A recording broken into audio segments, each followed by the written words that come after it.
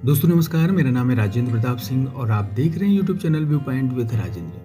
अगर आप TGT, PGT, LT grade सहित विभिन्न राज्यों की कला विषय के शिक्षक बनने की तैयारी कर रहे हैं तो प्रस्तुत है 30 प्रश्नों की व्याख्या सहित नई श्रृंखला सुपर 30। आज यह पहला अंक है और उम्मीद है कि आपकी कला विषय की तैयारी को आसान बनाएगी यह श्रृंखला। अगर आप चैनल पर नए हैं तो चैनल को सब्सक्राइब जरूर कर लीजिएगा ताकि आपको कला विषय से संबंधित नए वीडियो लगातार मिलते रहें। तो फिर चलिए प्रश्नों को शुरू करते हैं। पहला प्रश्न है, रंगों का कौन सा वर्ग प्राथमिक रंगों में आता है?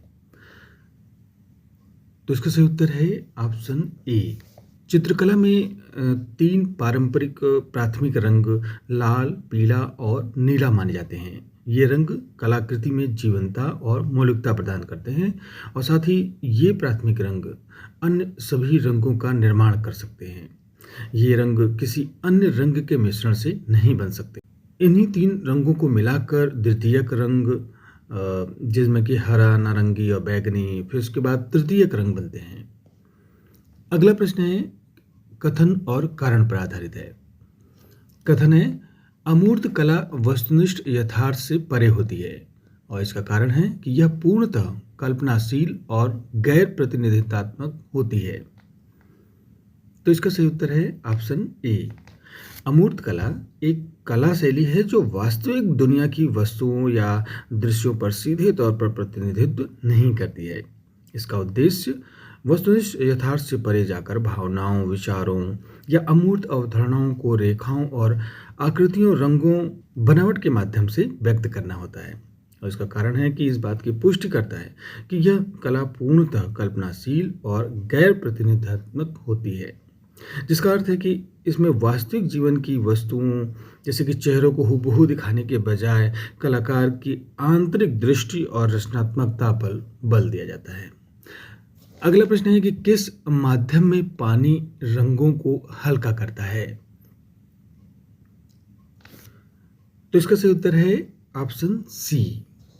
जलरंग एक ऐसा कला माध्यम है जिसमें रंग द्रव्य को पानी के साथ मिलाकर लगाया जाता है। इस माध्यम की मुख्य विशेषता यह है कि पानी का उपयोग रंगों को हल्का करने और उन्हें पारदर्शी बनाने में किया जाता है। जितना अधिक पानी मिलाया जाता है, रंग उतना ही हल्का और पतला होता जाता है। अगला प्रश्न है, रेखा का प्रयोग चित्रकला में किस हेतु होता है? तो इसका सही उत्तर है ऑप्शन सी, संरचना व गति दिखाने के लिए।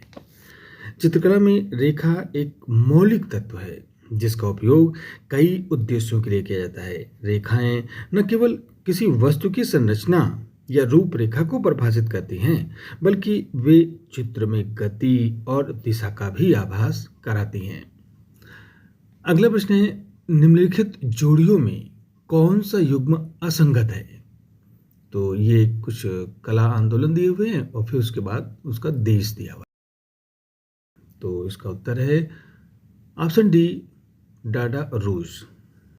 इसमें डाडा एक कला आंदोलन था जो प्रथम विश्व युद्ध के दौरान स्विट्जरलैंड के ज्यूरिख में शुरू हुआ था। यह कला आंदोलन मुख्य रूप से पारंपरिक कला, तर्क और तर्कहीनता के विरुद्ध एक प्रतिक्रिया थी जिसमें विरोधी कला और व्यंग का प्रयोग किया गया था। यह जर्मनी, फ्रांस और न्यूयॉर्क में भी फैला, लेकिन इसका उद्गम रूस में नहीं हुआ था। अन्य युग्म सही हैं।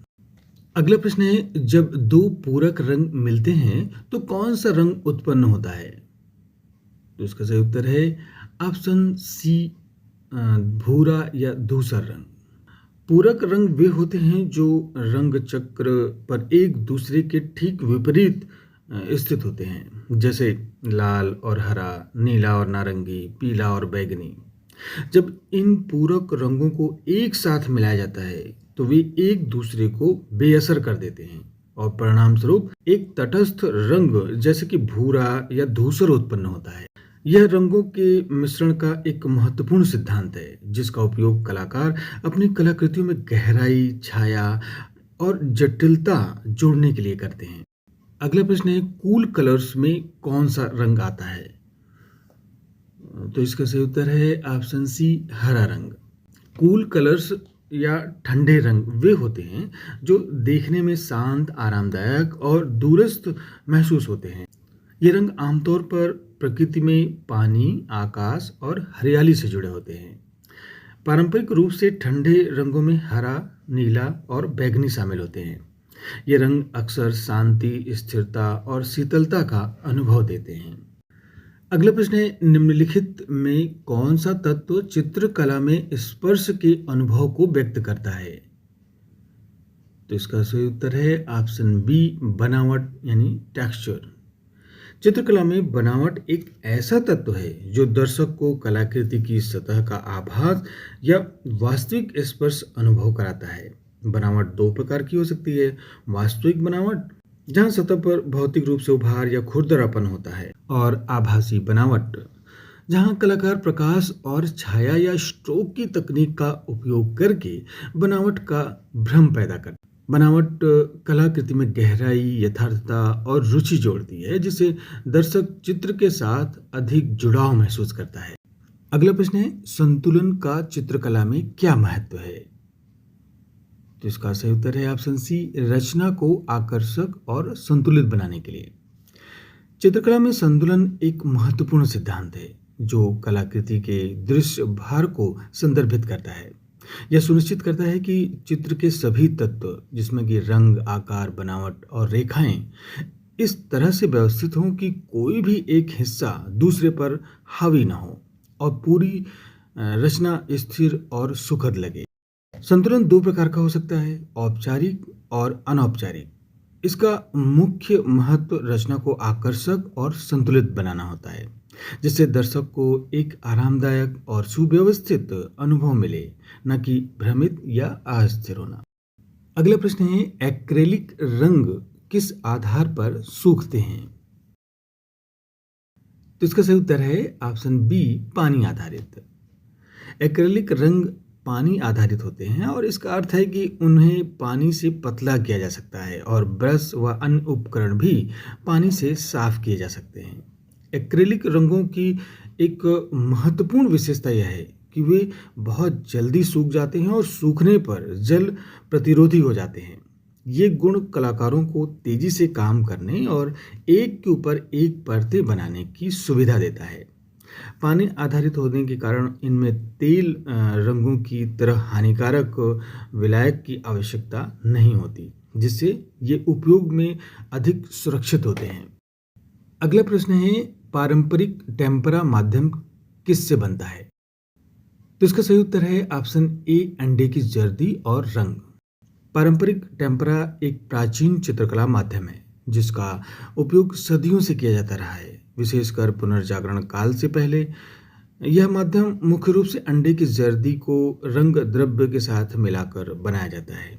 अंडे की जर्दी एक बाइंडर के रूप में कार्य करती है जो रंग को सतह पर बांधे रखती है। टेम्परा पेंट सूखने पर टिकाऊ और मैट फिनिश वाले होते हैं। यह अपनी महीन रेखाओं और चमकदार रंगों के लिए जाना जाता है। अगला प्रश्न है, यदि कोई चित्र केवल एक रंग के विभिन्न शेड से बना हो तो उसे क्या कहते हैं? तो इसका उत्तर है ऑप्शन सी, मोनोक्रोमैटिक चित्र।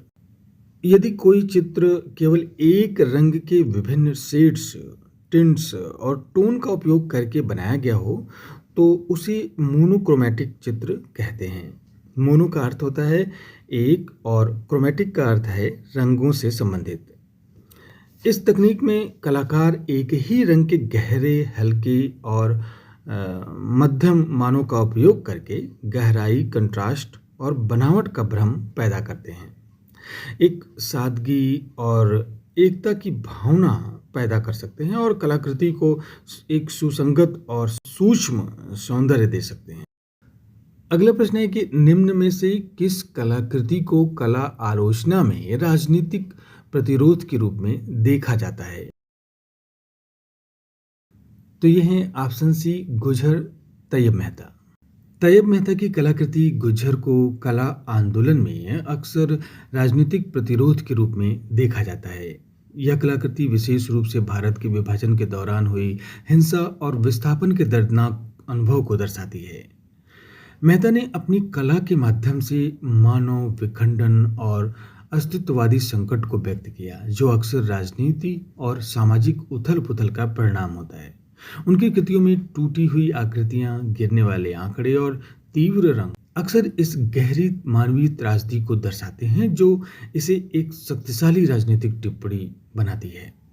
अगला प्रश्न है, संयोजन के सिद्धांतों में जोर का प्रयोग कब किया जाता है? तो इसका सही उत्तर है ऑप्शन बी, किसी विशेष भाग पर ध्यान केंद्रित करने हेतु। संयोजन के सिद्धांत में जोर का अर्थ है कलाकृति के किसी एक या अधिक तत्वों को इस प्रकार से हाईलाइट करना कि वे दर्शक का ध्यान सबसे पहले अपनी ओर आकर्षित करें। इसे फोकल पॉइंट भी कहा जाता है। कलाकार रंगों, आकारों, बनावटों, रेखाओं या कंट्रास्ट का उपयोग करके इस जोर को बना सकते हैं। अगला प्रश्न है, ह्यू शब्द किससे संबंधित है? तो यह है ऑप्शन सी, रंग का गुण। ह्यू यानी रंगत। रंग का वह गुण है जो हमें यह पहचानने में मदद करता है कि यह कौन सा रंग है, जैसे लाल, नीला, हरा, पीला आदि। यह रंग के परिवार को दर्शाता है और इसे रंग चक्र पर उसकी स्थिति से पहचाना जा सकता है। उदाहरण के लिए लाल रंगत हमें बताती है कि यह एक प्रकार का लाल रंग है, चाहे वह हल्का लाल हो या गहरा लाल। अगला प्रश्न है, चारकोल माध्यम में कौन सा प्रभाव स्पष्ट रूप से दर्शाया जाता है? तो इसका सही उत्तर है ऑप्शन बी, प्रकाश और छाया का कंट्रास्ट। चारकोल एक सूखा कला माध्यम है जो अपनी गहरी काली बनावट के लिए जाना जाता है। इसका उपयोग मुख्य रूप से प्रकाश और छाया के तीव्र कंट्रास्ट को प्रभावी ढंग से दर्शाने के लिए किया जाता है। चारकोल की गहरी काली टोन और इसकी आसानी से फैलने वाली क्षमता कलाकारों को गहरे काले से हल्के भूरे और सफेद तक के विभिन्न मानों को आसानी से बनाने की सुविधा देती है। यह नाटकीय प्रभाव, गहराई और त्रिआयामिता पैदा करने के लिए आदर्श है, जिससे कलाकृति में एक मजबूत दृश्य प्रभाव आता है। अगला प्रश्न है, चित्रकला में स्पेस का क्या प्रयोग होता है? तो यह है ऑप्शन सी, गहराई और दूरी का आभास देना। चित्रकला में स्पेस स्थान एक महत्वपूर्ण तत्व है जो कलाकृति में गहराई और दूरी का आभास पैदा, यह द्विआयामी सतह पर त्रिआयामिता का भ्रम पैदा करने की क्षमता को संदर्भित करता है। कलाकार विभिन्न तकनीकों जैसे कि परिप्रेक्ष्य, ओवरलैपिंग, आकार में कमी, रंग और प्रकाश छाया के उपयोग से सकारात्मक और नकारात्मक स्थान को कुशलता से प्रतिबंधित करके गहराई और दूरी का अनुभव करा सकते हैं। अगला प्रश्न है, स्केचिंग में प्रयुक्त एचबी पेंसिल का अर्थ है? तो यह है option A, hard black. Sketching में प्रयुक्त पेंसिलों को उनकी कठोरता और कालीपन के आधार पर वर्गीकृत किया जाता है। एचबी पेंसिल का अर्थ है हार्ड ब्लैक। यह पेंसिल एक मध्यम श्रेणी की पेंसिल होती है जो ना तो बहुत कठोर होती है और ना ही बहुत नरम। एचबी पेंसिल बहुमुखी होती है और इसे रेखांकन, स्केचिंग और लिखने दोनों के लिए इस्तेमाल किया जा सकता है, क्योंकि यह एक अच्छा संतुलन प्रदान करती है। अगला प्रश्न है, निम्न में से कौन सही सुमेलित नहीं है? तो ये 4 ऑप्शन है, इनको ध्यान से देखिए। तो इसमें ऑप्शन डी ये सही सुमेलित नहीं है, यानी कि रेखा चित्र में गति और दिशा को व्यक्त करने का एक मौलिक तरीका है। यह रूपरेखा, गति और ऊर्जा का सुझाव दे सकती है। और इसी प्रकार रूप यह वस्तु की त्रिविमीयता को संदर्भित करता है, जिसमें ऊंचाई, चौड़ाई, गहराई शामिल होती है। बनावट यह सतह के वास्तविक या आभासी स्पर्श के आभास को दर्शाता है, जैसे कि चिकना, खुरदरा, मुलायम या कठोर। और वहीं रंग जो है, इसमें वैज्ञानिक प्रभाव पैदा करने की क्षमता होती है, जैसे कि खुशी, दुख, क्रोध या शांति को व्यक्त करने की। तो ये संतुलन नहीं होगा। अगला प्रश्न है कि यदि कोई कलाकार एक ही विषय को विभिन्न दृष्टिकोणों से कई बार चित्रित करता है, तो यह किस तकनीक का उपयोग है? तो इसका सही उत्तर है ऑप्शन बी, पुनरावृत्ति। जब कोई भी कलाकार एक ही विषय या रूपांकन को विभिन्न दृष्टिकोणों से कई बार चित्रित करता है, तो यह पुनरावृत्ति तकनीक का उपयोग है। पुनरावृत्ति कला में एक महत्वपूर्ण संयोजन सिद्धांत है, जो एकता, निरंतरता और लय की भावना पैदा करता है। यह विषय के विभिन्न पहलुओं का पता लगाने, उसके अर्थ को गहरा करने या समय के साथ उसके बदलाव को दर्शाने का एक तरीका हो सकता है। अगला प्रश्न है, गति और ताल चित्रकला में किस प्रकार कार्य करते हैं? तो ये है ऑप्शन बी, चित्र में निरंतरता और बहाव उत्पन्न करते हैं। चित्रकला में गति और ताल संयोजन के महत्वपूर्ण सिद्धांत हैं, जो दर्शक की आंखों की कलाकृति में निर्देशित करने और एक निरंतरता और बहाव की भावना पैदा करने के लिए कार्य करते हैं। गति से तात्पर्य है कि दर्शक की आंखें चित्र में कैसे घूमती हैं, जबकि ताल पैटर्न और दोहराव के माध्यम से एक दृश्य प्रवाह पैदा करता है।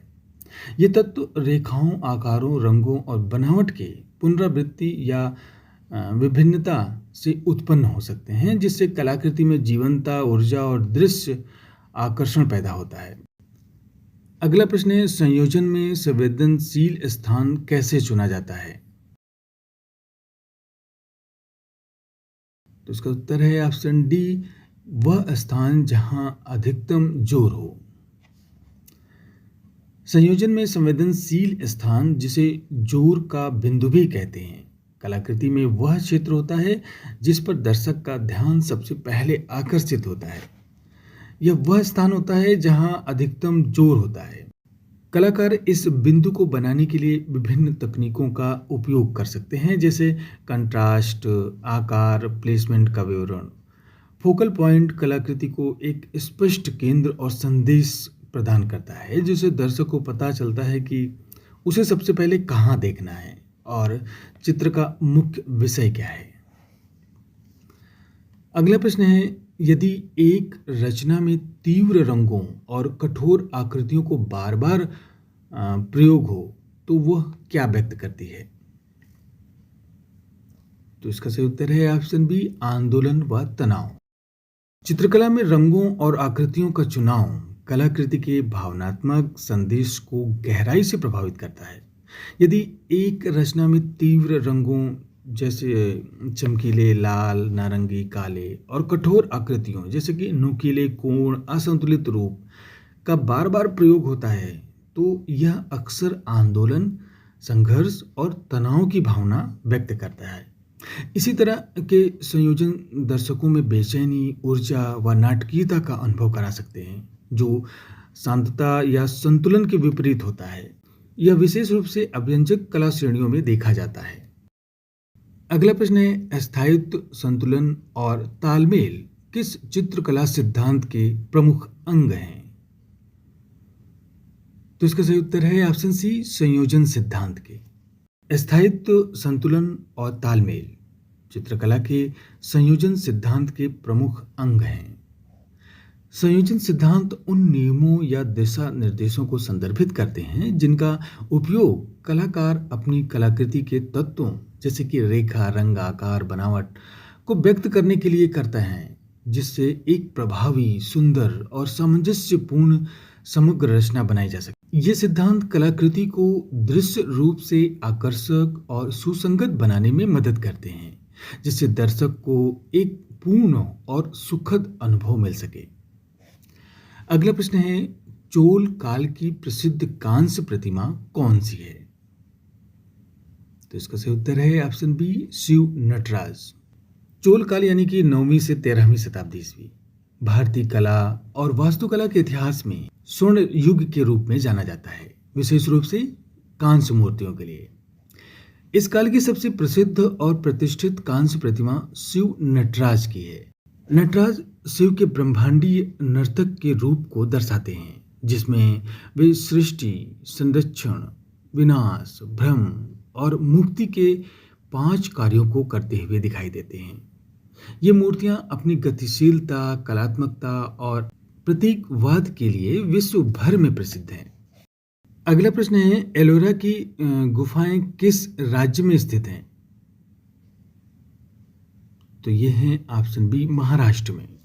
एलोरा की गुफाएं महाराष्ट्र के औरंगाबाद जिले में स्थित हैं और यह एक यूनेस्को विश्व विरासत स्थल है और इनमें बौद्ध, हिंदू और जैन धर्म से संबंधित मंदिरों और मठों का एक प्रभावशाली समूह शामिल है। एलोरा अपनी अद्वितीय रॉक कट वास्तुकला के लिए प्रसिद्ध है, विशेष रूप से कैलाश मंदिर जो कि 16वीं गुफा में है, जिसे एक ही विशाल चट्टान से तराश कर शिखर से नींव की तरफ बनाया गया है, जो पूरी दुनिया में कहीं भी नहीं मिलता, जो इसकी वास्तुकला और तत्कालीन इंजीनियरिंग कौशल का प्रतीक माना जाता है। अगला प्रश्न है कथन और कारण पर आधारित है। तो कथन है कि संयोजन में सामंजस्य आवश्यक होता है और कारण इसका दिया है कि यह चित्र के विभिन्न भागों को एक सूत्र में बांधता है।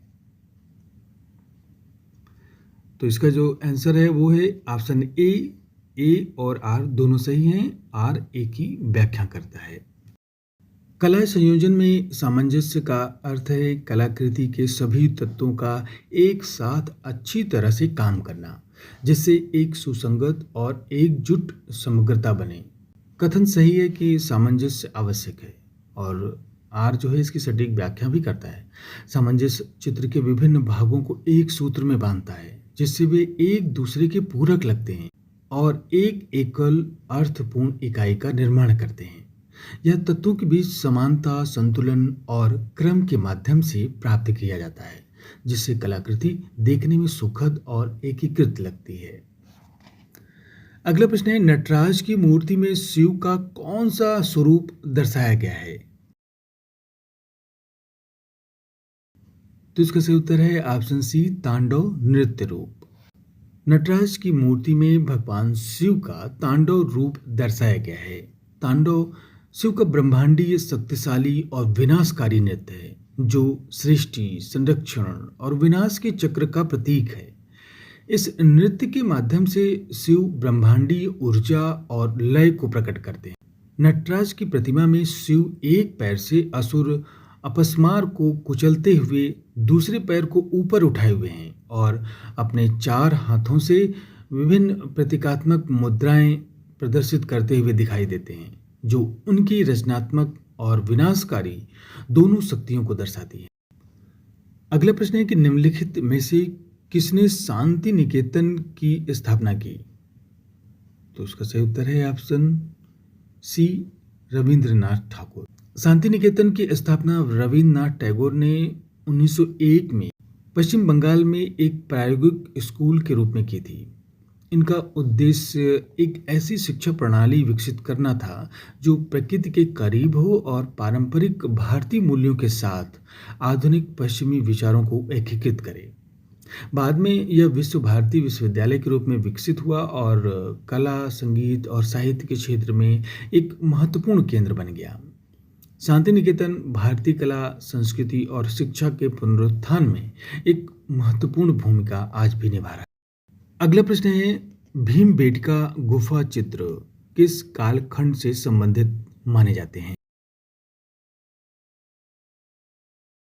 तो इसका सही उत्तर है ऑप्शन बी पूर्व ऐतिहासिक काल।